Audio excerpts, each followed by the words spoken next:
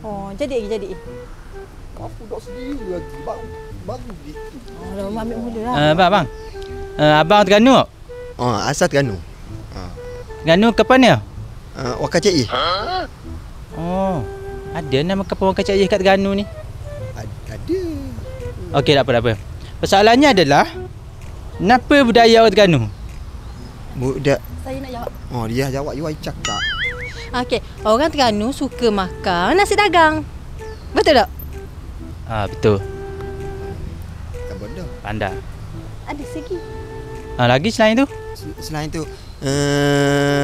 budu. Orang Terengganu makan budu.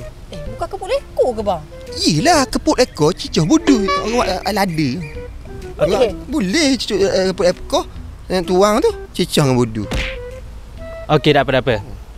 Soalan seterusnya. Kau dari segi seni craft tangan, kenapa?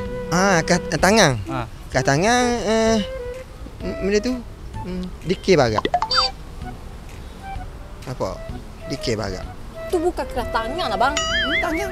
Bukan. Tu kesenian sebab ia guna tangan. Hak betulnya adalah ni apa ni orang panggil ni batik. Seni batik. Ya, betul. Tepat sekali. Disebabkan akak jawab betul belaka, saya belanja akak barangan batik di NACC Pavilion. Ya tu. Ya. Dah ya seorang je lah. Aku. Abang tak boleh. Abang jawab salah belaka ni. Abang ambil mic. Baik mau belanja. Abang ambil mic. Kembali ke Seri Bentah. Gaji bulan ni aku faham lah ke gaji dia.